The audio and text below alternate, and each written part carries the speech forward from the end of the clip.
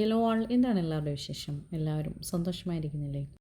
പൂക്കൾ തേടിയുള്ള യാത്രകൾ എന്നെപ്പോലെ ഒരുപക്ഷെ എന്നേക്കാൾ നിങ്ങൾക്കിഷ്ടമാണ് എന്നറിയാവുന്നതുകൊണ്ട് പോയി വരുന്ന വഴികളും കാണുന്ന കാഴ്ചകളും ഞാൻ എൻ്റെ ഫോൺ ക്യാമറയിൽ പകർത്താറുണ്ട്. അതിലെ ഓരോ കാഴ്ചകളും എന്നെ സന്തോഷിപ്പിക്കുന്നതിൻ്റെ 100 ഇരട്ടി നിങ്ങളെ ആവേശം കൊള്ളിക്കുന്നു എന്ന് കാണുന്നതാണ് എൻ്റെ വലിയ സന്തോഷം. ഇത് കാണുമ്പോൾ നിങ്ങൾ കരുതും ഇപ്പോൾ ഞാൻ യാത്രയിലാണ് എന്ന്. അല്ല, ഇത് തൊട്ട് മുൻപ് പോയപ്പോൾ പകർത്തിയ ദൃശ്യങ്ങളാണ്. എഴുതാനും പറയാനും വിവരിക്കാനും ഒരുപാട് ഇഷ്ടമുണ്ടെങ്കിലും സമയദൗർലഭ്യം അതിനനുവദിക്കുന്നില്ല എന്നത് വളരെ വിഷമകരമായൊരു സംഗതിയാണ്.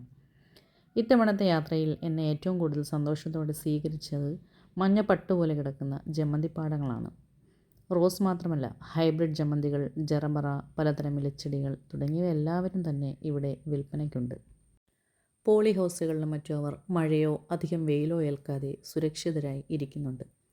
പ്രകൃതിയെ മുറിപ്പെടുത്തി കെട്ടിട സമുച്ചയങ്ങൾ തീർക്കേണ്ടി വരുന്ന വികസ്വര നഗരങ്ങളിൽ നിന്നും വ്യത്യസ്തമായി മനുഷ്യരും മൃഗങ്ങളും പ്രകൃതിയോടിണങ്ങി ജീവിച്ചു വരുന്ന ഗ്രാമവീഥികളിലൂടെ യാത്ര ചെയ്താണ് നമ്മൾ റോസാപ്പാടങ്ങളിലേക്ക് എത്തിച്ചേരുക.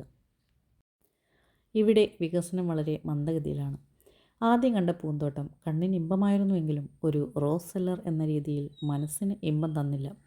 കാരണം ഒറ്റ കളറിൽ വലിയ പൂക്കൾ പൂക്കുന്ന ഡച്ച് സുന്ദരികളായിരുന്നു അവിടെ ഉണ്ടായിരുന്നത്. അവർക്ക് ഉള്ള ആരാധകരുടെ എണ്ണം വളരെ കുറവാണ്.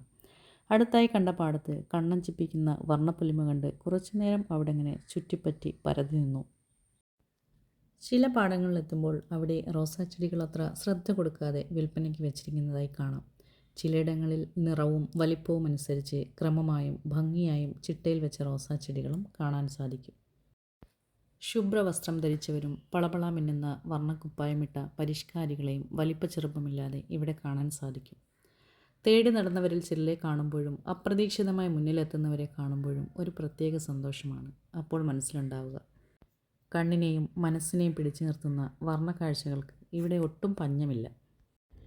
കാണുന്നതും പോരാ, ഫോണിൽ പകർത്തിയാലും പോരാ എന്ന അവസ്ഥയാണ് അപ്പോൾ ഉണ്ടാവുക. തിരിച്ചിറങ്ങി അടുത്തതിലേക്ക് നടന്നു നീങ്ങാൻ പറ്റാതെ കാന്തം പിടിച്ച പോലെ നിന്നുപോകും ചിലപ്പോൾ. കണ്ണെത്താത്ത പാടങ്ങളിൽ നിന്നും നിങ്ങൾക്ക് തരാനുള്ള ചെടികൾ തേടി നടക്കുമ്പോൾ വെയിലോ ഇടയ്ക്ക് പെയ്ത് പരിഭ്രമിപ്പിക്കുന്ന മഴയോ ഒന്നും പ്രശ്നമാകാറില്ല. കാട് പോലെ വളർന്നു പൂത്തു കിടക്കുന്ന പൂപ്പാടങ്ങളിലൂടെ ഇങ്ങനെ നടന്നുകൊണ്ടേയിരിക്കും. സമയമോ ദേശമോ ദൂരമോ ഒന്നും അപ്പോൾ ഓർമ്മയിലുണ്ടാവില്ല. ഓരോ പുതിയ വെറൈറ്റി കിട്ടുമ്പോഴും, അതല്ല ഇനിയിപ്പോൾ പഴയത് തന്നെയാണ് നല്ല പ്ലാന്റ്സ് കിട്ടുന്നതെങ്കിലും അപ്പോൾ ഫോണിൽ അവരെ മൊത്തമായി പകർത്തി വയ്ക്കും. 2-3 ദിവസങ്ങൾ താണ്ടി അവർ നമ്മുടെ നാട്ടിലെത്തുമ്പോഴേക്കും ക്ഷീണത്തിലും പൊള്ളുന്ന പരിചയമില്ലാത്ത ചൂടിലും ഇതളുകൾ കൊഴിഞ്ഞു പോയാൽ അവരെ തിരിച്ചറിയാതെ പോകരുതല്ലോ. ചില റോസാപ്പൂക്കൾക്ക് നമ്മൾ ചിന്തിക്കുന്നതിലും അപ്പുറം ഭംഗിയാണ് അവിടെ വെച്ച് കാണുമ്പോൾ. അവരുടെ വരകളും കുറികളും നിറമാറ്റങ്ങളും എന്നെ അവരുടെ കൂടെ അങ്ങ് പിടിച്ചിരുത്തും. അവരെ തൊട്ടും തലോടിയും പിടിച്ചും പിടിക്കാതെയും ചിത്രീകരിച്ച് മതിയാകാതെ അങ്ങനെ കുറേ സമയം പോകും. ഇപ്പോൾ നിങ്ങൾ കാണുന്ന സുന്ദരി കുട്ടികളിൽ 90% പേരും അവരുടെ ഉടമസ്ഥരുടെ കരവലയത്തിൽ വെള്ളയും പിങ്കും ചുവപ്പും മഞ്ഞയും കലർന്ന പൂക്കാടുകളുടെ സൗന്ദര്യം ഫോണിൻ്റെ പകർത്തലുകൾക്കും കണ്ടുവന്ന എൻ്റെ വാക്കുകൾക്കും എത്രയോ അവരുടെ സൗന്ദര്യം പറഞ്ഞു തരാൻ ശ്രമിക്കൽ മാത്രമാണ് എനിക്ക് ചെയ്യാൻ കഴിയുന്നത്. വാക്കുകൾക്കും നോക്കുകൾക്കും അപ്പുറം മനസ്സിനെ പിടിച്ചു നിർത്തിയ കാഴ്ചകളിൽ ചിലത് മാത്രമേ ഉള്ളൂ ഇത്. നമുക്കിപ്പോൾ സെയിലിനായിട്ട് അവൈലബിൾ ആയിട്ടുള്ള എല്ലാ റോസ് പ്ലാന്റ്സും ഇവിടെയുള്ളവർ മൈക്രോ മിനി കവറുകളിൽ വേറെ സംസ്ഥാനങ്ങളിൽ നിന്നും പർച്ചേസ് ചെയ്ത് കൊണ്ടുവന്ന് വളർത്തിയെടുത്ത് നമുക്കായിട്ട് സെയിലിനിടുന്നതാണ്. എന്നാൽ ഇതൊന്നും കൂടാതെ ഇപ്പോൾ ഓൺലൈൻ റോസ് വിപണിയുടെ മർമ്മമറിഞ്ഞ് റോസ് ഉൽപ്പാദനം തൊട്ട് നടത്തി വരുന്ന സെല്ലേഴ്സും ഇപ്പോൾ ഇവിടെ വ്യാപകമായി ഉണ്ട്. മുൻപെല്ലാം നമ്മൾ നമ്മുടെ ചാനലിൽ ഇട്ടിട്ടുള്ള ഒരു ബ്രിട്ടീഷ് ക്യൂൻ മരത്തെ നിങ്ങൾ മറക്കാൻ സാധ്യതയില്ല. അവളിപ്പോൾ കുറച്ചധികം വളർന്നിട്ട് നന്നായിട്ട് പൂത്ത് പൂക്കളെല്ലാം കരിഞ്ഞ് നിൽക്കുന്ന ഒരവസ്ഥയിലാണ് ഇപ്പോൾ ഞാൻ കണ്ടത്. എൻ്റെ കുറച്ച് അധികം സമയം ഇവൾ അപഹരിച്ചു. സാധാരണ ഒരു ബ്രിട്ടീഷ് ക്വീൻ റോസാണ് ഇതെന്നാണ് ഞാൻ ആദ്യമേ വിചാരിച്ചിരുന്നത്. എന്നാൽ ഇതൊരു സ്റ്റാൻഡിങ് റോസ്, അതല്ലെങ്കിൽ ഒരു ട്രീ റോസാണ് എന്ന സത്യം മനസ്സിലാക്കിയത് ഇത്തവണ പോയപ്പോഴാണ്. നീളൻ കമ്പിൻ്റെ അറ്റത്ത് ബഡ് ചെയ്ത് വെച്ചിരിക്കുന്ന ഒരു പ്ലാന്റ് ഇത്രയധികം പടർന്ന് പന്തലിച്ച് അതിൻ്റെ ആ നീളൻ കമ്പ് ഒരു മരം പോലെ വളർന്നിട്ട് അതിനെ ഇപ്പോൾ ശരിക്കും നമുക്ക് ട്രീ റോസ് എന്ന് പറയാൻ പറ്റുന്ന ഒരവസ്ഥയിലേക്ക് എത്തിയിട്ടുണ്ട്. നമ്മുടെ നാട്ടിലും ഇതെല്ലാം സാധ്യമാണ് എന്നാണ് നമുക്ക് പലവരുടെയും ചെടികൾ വളർത്തുന്ന എക്സ്പീരിയൻസ് ഷെയർ ചെയ്യുന്നതിൽ നിന്നും മനസ്സിലായിട്ടുള്ളത്. അങ്ങനെ ആ ഒരു റോസാ മരം പൂത്തുലഞ്ഞ് പരിമളം പടർത്തി വളരെ സന്തോഷമായിട്ട് തണുപ്പിലങ്ങനെ നിൽക്കുകയാണ്. പൂക്കളുണ്ടാകാത്ത പനിനീരിനെ വെട്ടിയും കോതിയും ഒതുക്കി ഭംഗിയാക്കി ഓരോ മുളകൾ വരുമ്പോഴും അതിൽ മുട്ടുകളുണ്ടോ എന്ന് നോക്കിയിരുന്ന് മടുത്തവർക്ക് ഒരു സന്തോഷവുമായി അറേബ്യൻ പനിനീർ റോസുകൾ ഇവിടെ വിൽപ്പനയ്ക്ക് തയ്യാറായി വരുന്നുണ്ട്. ഇതുവരെ നമുക്കത് ബഡഡ് റോസുകളിൽ അല്ലെങ്കിൽ ഗ്രാഫ്റ്റഡ് വെറൈറ്റികളിലായിരുന്നു അവൈലബിൾ ആയിട്ടുള്ളത്. എന്നാൽ ഇനി നമുക്കത് നാടനിലും കിട്ടുന്നതാണ്. ചില പനിനീർ ചെടികൾ അത് പ്രൊഡക്ഷൻ ചെയ്യുന്നവർ അറിഞ്ഞോ അറിയാതെയോ ചിലപ്പോൾ അത് വേസ്റ്റ് ഗ്രോത്തായിട്ട് വളർന്നു വരാറുണ്ട്. അപ്പോൾ അങ്ങനെയുള്ള പനിനീർ ചെടികളിൽ നിന്ന് നമുക്കിനി ഒരു മോചനം. കുറച്ച് നിറഭേദങ്ങളും പിന്നെ നെടുകയും കുറുകയും കുറച്ച് വരകളും കൂടിയുണ്ടെങ്കിൽ തങ്ങൾ ഏതോ വലിയ ആൾക്കാരാണെന്ന ഗർവിൽ നിൽക്കുന്ന കുറച്ച് റോസാ ചെടികളുണ്ട്. കുറച്ച് മുന്നേ നമ്മൾ പറഞ്ഞതുപോലെ ഓൺലൈൻ ബിസിനസ്സിൻ്റെ മർമ്മമറിഞ്ഞ് ബിസിനസ് ചെയ്യുന്ന കുറേയധികം സെല്ലേഴ്സ് നമുക്കിവിടെ കാണാൻ സാധിക്കും. അവരിങ്ങനെ പല പല പരീക്ഷണങ്ങളിലാണ്. ഏതൊക്കെ ചെടികൾ തമ്മിൽ കൂട്ടി യോജിപ്പിച്ച് ഗ്രാഫ്റ്റ് ചെയ്താൽ നമുക്ക് മറ്റേതെല്ലാം കളർ ഉണ്ടാക്കിയെടുക്കാം എന്നിങ്ങനെയൊക്കെയുള്ള വളരെ സങ്കീർണമായ ചിന്തകളോടുകൂടിയാണ് പലരും ഇവിടെ പ്രൊഡക്ഷൻ ചെയ്ത് വരുന്നത്. അങ്ങനെയുള്ളവർ രാവും പകലും ചിന്തിച്ചും പ്രവർത്തിച്ചും ഇതേപോലെ സുന്ദരമായ റോസാ ചെടികൾക്കിടയിലൂടെ നടന്ന് ജോലിയെടുത്ത് വരുമ്പോഴാണ് നമുക്ക് നമ്മുടെ നാട്ടിലെ റോസ് പ്രേമികളെ സന്തോഷിപ്പിക്കുന്ന പുതിയ പുതിയ കളറുകൾ കൊണ്ടുവരാനായിട്ട് സാധിക്കുന്നത്. അങ്ങനെ ചില പുതിയ സുന്ദരികളെല്ലാം ഇങ്ങനെ അരങ്ങിൽ ഒരുങ്ങിക്കൊണ്ടേയിരിക്കുന്നുണ്ട്. എണ്ണമറ്റ റോസാപ്പാടങ്ങളുള്ള ഒരു സ്ഥലത്താണ് നമ്മൾ നിൽക്കുന്നത്. ചില പാടങ്ങൾ നടത്തുന്നത് ഫാമിലി മൊത്തമായി അതിൽ ജോലിയെടുത്തുകൊണ്ടാണ്. എന്നാൽ ചിലർ അന്യദേശത്തു നിന്നും തൊഴിലാളികളെ വെച്ചും നടത്തുന്നുണ്ട്. നമ്മുടെ നാട്ടിലെ പോലെ തന്നെ അവിടെയും ഈ വരുമാന മേഖലയിൽ അവർ കുറേയധികം പ്രശ്നങ്ങൾ നേരിടുന്നുണ്ട്. അതിൽ പ്രധാനപ്പെട്ട ഒരു സംഗതിയാണ് തൊഴിലാളികളുടെ ദൗർലഭ്യം എന്നത്. കറുപ്പിന് ഏഴഴക് എന്നൊരു ചൊല്ലുണ്ട്. നമുക്കതിനെ കറുപ്പിന് 100 അഴക് എന്ന് മാറ്റാം. കാരണം നമ്മുടെ കറുത്ത റോസാ കുഞ്ഞുങ്ങൾ അത്രയധികം സുന്ദരികളാണ്. ഒരു കാലത്ത് വലിയൊരു അത്ഭുതമായിരുന്നു ഈ കറുത്ത റോസാപ്പൂക്കൾ. ഇങ്ങനെയൊന്നുണ്ടോ, ഇത് റിയലാണോ എന്നെല്ലാം ചിന്തിച്ച് എനിക്ക് ഒരുപാട് മെസ്സേജ് ഇട്ട ഒരുപാട് പേരുണ്ട്. ഇത്രയധികം കറുപ്പ് ഇവിടെ ഈ ഒരു തണുത്ത കാലാവസ്ഥയിൽ നിൽക്കുമ്പോഴാണ് അവർക്കുണ്ടാകുന്നത്. എന്നാൽ ചിലപ്പോൾ നമ്മൾ ഈ കറുത്ത സുന്ദരികളെ വാങ്ങി വയ്ക്കുമ്പോൾ നമുക്ക് വിരിയുന്നത് അവരിലും എടുപ്പുള്ള റോസകളുടെ രാജാവായി സ്വയം പ്രഖ്യാപിച്ച് ഇങ്ങനെ ഞെളിഞ്ഞു നിൽക്കാറുള്ള നമ്മുടെ ടൈഗർ റോസുകളെയാണ്. ഈ ഒരു കൂട്ടത്തിലും നിങ്ങൾക്ക് ഇടയ്ക്കിടയ്ക്ക് ടൈഗർ റോസുകളെ കാണാൻ പറ്റും.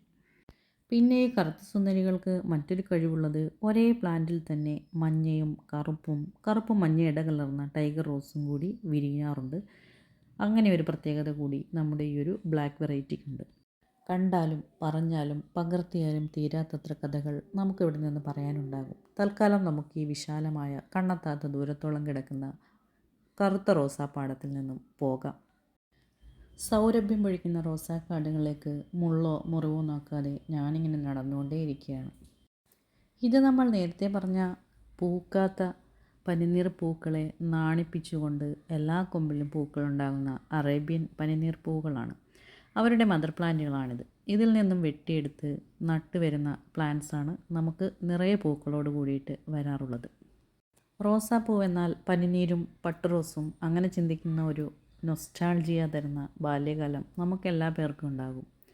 അവരെ ഇങ്ങനെ കൂട്ടത്തോടു കൂടി നിറയെ പൂക്കളോട് കൂടി അതിസുന്ദരമായ സുരഭിലമായ സുഗന്ധത്തോടു കൂടി കാണുമ്പോഴുണ്ടാകുന്ന ആ ഒരു അവസ്ഥ പറഞ്ഞറിയിക്കാൻ പറ്റുന്നതിനും അപ്പുറമാണ്.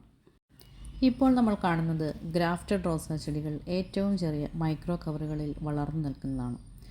എങ്ങനെയാണ് ഒരു പ്ലാന്റ് ഗ്രാഫ്റ്റഡ് ആയിട്ട് ഈ ഒരു കവറിലെത്തുന്നത് എന്ന് നമുക്കൊന്ന് കണ്ടുവന്നാലോ. റോസ് ഗ്രാഫ്റ്റിങ്ങിലെ ആദ്യത്തെ പടിയാണ് നമ്മളിപ്പോൾ കാണുന്നത്. വിവിധയിനം വെറൈറ്റി റോസുകൾ ഗ്രാഫ്റ്റ് ചെയ്യുന്നതിന് വേണ്ടിയിട്ടുള്ള റൂട്ട് സ്റ്റോക്കുകൾ റൂട്ടഡ് ആക്കിയെടുക്കുന്ന പ്രോസസ്സാണ് നമ്മളിപ്പോൾ കാണുന്നത്. മനുഷ്യൻ്റെയും മൃഗങ്ങളുടെയും ആൺപെൺ വകഭേദങ്ങൾ പോലെ സസ്യങ്ങളിലുമുണ്ട് എന്നുറപ്പാക്കുന്ന സൃഷ്ടിയുടെ അടിസ്ഥാന തത്വമാണ് ഇവിടെ പ്രതിപാദിക്കുന്നത്.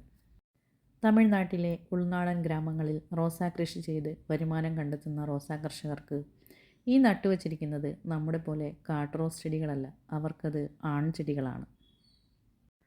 നമ്മുടെ ഗ്രാഫ്റ്റഡ് റോസാ ചെടിയുടെ ഗ്രാഫ്റ്റ് പോർഷൻ്റെ താഴെ നിന്നും കുതിച്ചു പാഞ്ഞു വളർന്നു വരുമ്പോൾ നമ്മൾ നിഷ്കരുണം ഒടിച്ചും വെട്ടിയും കളയാറുള്ള വേസ്റ്റ് ഗ്രോത്തിനെ ഇവിടെ വെള്ളവും വളവും സ്നേഹവും കൊടുത്തവർ വളർത്തിയെടുക്കുന്നുണ്ട്. ഓരോ 8 മാസം കൂടുമ്പോഴും ഇതിൽ നിന്നും സ്റ്റെംസ് ശേഖരിച്ച് പുതിയ ഒരു റോസാ ചെടിക്ക് ജന്മം കൊടുക്കുന്ന ഒരു ആൺ ചെടിയാക്കി റൂട്ടഡാക്കി എടുക്കുന്നതിന് വേണ്ടിയിട്ട്. ഇതിങ്ങനെ കാണുമ്പോൾ തന്നെ ഞാനതിനെ തൊട്ടുകൊണ്ട് പറയുന്നുണ്ടായിരുന്നു, ഇതിനെ കാണുമ്പോൾ തന്നെ ദേഷ്യം വരുമെന്ന്. പക്ഷേ ഇവരില്ലാതെ നമുക്ക് പുതിയ റോസാ ചെടികളില്ല എന്നുള്ളത് നമ്മൾ ചിന്തിക്കേണ്ട ഒരു സംഗതി തന്നെയാണ്. പൂക്കുന്ന ചെടിയേക്കാളും ഒരു 100 മടങ്ങ് വേഗത്തിൽ ഇവർ വേര് പിടിക്കുകയും വളരുകയും ചെയ്യും എന്നുണ്ടെങ്കിലും മറ്റെല്ലാ കൃഷിയും പോലെയും ലാഭനഷ്ടങ്ങൾ ഇവിടുത്തെ കൃഷിക്കാർക്കും ഉണ്ട്. ചില പാടങ്ങളിൽ അവർ ഇതിന് റൂട്ടിംഗ് ഹോർമോൺ അപ്ലൈ ചെയ്തിട്ടാണ് ഇങ്ങനെ കുത്തിവെക്കാറുള്ളത്. എന്നാൽ ചിലർ ഒന്നും അപ്ലൈ ചെയ്യാതെ തന്നെ അതേപോലെ കുത്തിവെച്ച് റൂട്ടഡ് പ്ലാന്റ്സ് ആക്കുകയാണ് ചെയ്യാറുള്ളത്. മഴയോ മഞ്ഞോ വെയിലോ ഏറി വരുന്ന പ്രതികൂല സമയങ്ങളിൽ ഈ കുത്തിവെച്ചിരിക്കുന്ന എല്ലാ കൊമ്പുകളെയും സംരക്ഷിക്കാനുള്ള പോളിഹൗസുകൾ എല്ലാ റോസാ കർഷകരിലും ഉണ്ടാകാറില്ല. കാലാവസ്ഥാ വ്യതിയാനങ്ങളില്ലാതെ നട്ടുവച്ചിരിക്കുന്ന എല്ലാ കൊമ്പ് പിടിച്ചു കിട്ടുക എന്നത് നമ്മളെപ്പോലെ അവർക്കും വെല്ലുവിളി തന്നെയാണ്.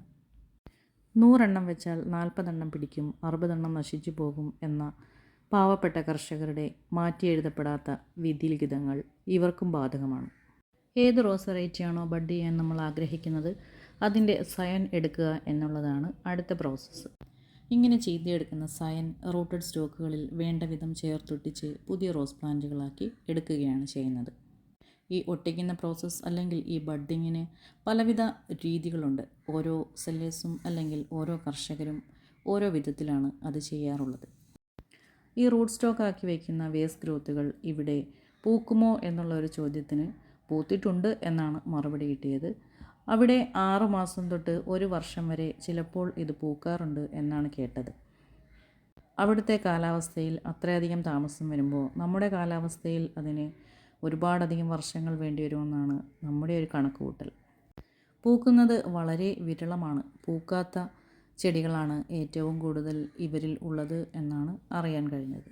ട്രീ റോസുകൾ അല്ലെങ്കിൽ സ്റ്റാൻഡിങ് റോസുകൾക്ക് വേണ്ടി വേണ്ട വിധം ഹൈറ്റിനനുസരിച്ചുള്ള നീളമുള്ള കൊമ്പുകൾ വെട്ടിയെടുത്ത് മുളപ്പിച്ചാണ് ട്രീ റോസുകൾ ചെയ്യുന്നത്. ഇനി തിരികെ പോകാനുള്ള സമയമാണ്. വേണ്ടതെല്ലാം പലയിടത്തുനിന്നും ശേഖരിച്ച് അതിനിടയിൽ ഇവരെല്ലാം കണ്ടും ആസ്വദിച്ചും മനസ്സ് നിറഞ്ഞ 2 ദിവസങ്ങൾക്ക് ശേഷം ഓടുന്ന വണ്ടിയിൽ ഇനിയൊന്ന് മയങ്ങി ഉണരുമ്പോഴേക്കും നമ്മുടെ നാടെത്തും. അവിടെ ഈ പൂപ്പാടങ്ങളോ തണുത്ത കാറ്റോ കാറ്റിൽ റോസാപ്പൂവിൻ്റെ മണമോ ഇല്ല. സാരമില്ല, നമ്മുടെ വീട്ടുമുറ്റത്ത് നമ്മൾ കുറച്ച് കഷ്ടപ്പെട്ടാണെങ്കിലും വളർത്തിയുണ്ടാക്കുന്ന റോസാപ്പൂക്കളുണ്ടല്ലോ. എണ്ണത്തിൽ അത്രത്തോളമില്ലെങ്കിലും നമ്മുടെ പൂക്കൾക്ക് നമ്മുടെ മനസ്സിൽ വലിയ വിലയുണ്ട്. അവരുടെ അടുത്ത് നിൽക്കുമ്പോൾ നമുക്ക് കിട്ടുന്ന നേരിയ സുഗന്ധവും ഇവിടെ എത്തുമ്പോഴേക്കും മാറി വരുന്ന പലവിധ വർണ്ണങ്ങളും നമുക്ക് ഒരുപാട് സന്തോഷം തരുന്നുണ്ട്. അവിടുത്തെ പൂക്കളുടെ എണ്ണത്തേക്കാളും വലിപ്പത്തേക്കാളും എത്രയോ 10 മടങ്ങ് വലുതാണ് നമുക്ക് നമ്മുടെ പൂക്കൾ നൽകുന്ന സന്തോഷം. എൻ്റെ പ്രിയമുള്ളവർക്ക് ഈ വീഡിയോ എത്രമാത്രം ഇഷ്ടമായി എന്ന് എനിക്കറിയില്ല. കമൻറ്റുകളിലൂടെ നിങ്ങളത് രേഖപ്പെടുത്തുക. ഈ വീഡിയോ കാണുമ്പോൾ നിങ്ങൾക്കുണ്ടാകുന്ന സന്തോഷത്തിൻ്റെ അളവ് നിങ്ങളുടെ കമൻറ്റുകളിലൂടെ നമുക്ക് വായിച്ചെടുക്കാം. അപ്പോൾ ഇനിയും ഇതുപോലെയുള്ള പൂക്കളുടെ വിശേഷങ്ങളുമായി പൂക്കളുടെ സെയിൽ വീഡിയോയുമായി നിങ്ങളുടെ മുന്നിലേക്ക് വരാൻ വിചാരിച്ചുകൊണ്ട് ഞാൻ ഈ ഒരു വീഡിയോ ഇവിടെ അവസാനിപ്പിക്കുകയാണ്. പൂക്കളുടെ മണമുള്ള ദിവസങ്ങൾ നിങ്ങൾക്കെല്ലാ പേർക്കും എന്നും ഉണ്ടാകട്ടെ. സ്നേഹപൂർവ്വം ഹാദിയ.